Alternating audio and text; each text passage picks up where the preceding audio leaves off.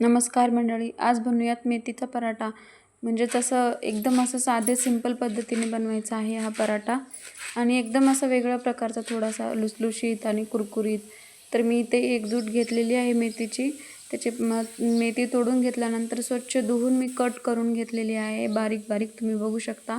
त्यानंतर मी इथे 1.5 बाऊल गव्हाचं पीठ आणि अर्धा बाऊल तांदळाचं पीठ घेतलेलं आहे. तांदळाचं पीठ घेतल्यामुळे असं त्याला एकदम असं क्रिस्पीपणा येतो, कुरकुरीतपणा येतो, खायला पण टेस्टी लागतं.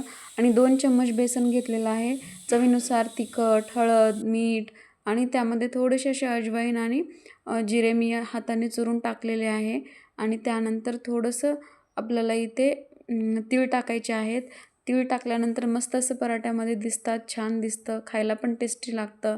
त्यानंतर पीठ थोडं थोडं पाणी टाकून मी पीठ इथे मस्त असं मळून घेतलेलं आहे, तुम्ही बघू शकता. तर 5 मिनटासाठी मी पीठ साईडला ठेवलेलं होतं. तर 5 मिनटानंतर तुम्ही बघू शकता आपलं पीठ इथे छान भिजलेलं आहे. त्याला एक वेगळाच चमचमीतपणा आलेला आहे.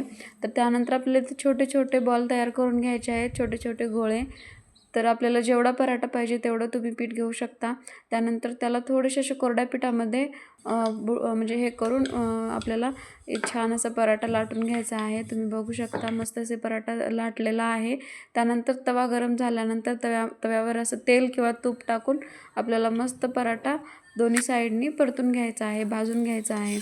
तर इथे मस्त बघू शकता तुम्ही, छान मी तेल लावून दोन्ही साईडनी पराठा छान परतून घेतलेला आहे. एकदम असं क्रिस्पी, छान असं एकदम कडकपणा आलेला आहे. तांदळाचं पीठ टाकल्यामुळे त्याला कडकपणा येतो.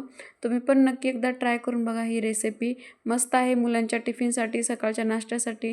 रेसिपी आवडली तर लाईक, शेअर आणि सबस्क्राईब करा. थँक्यू.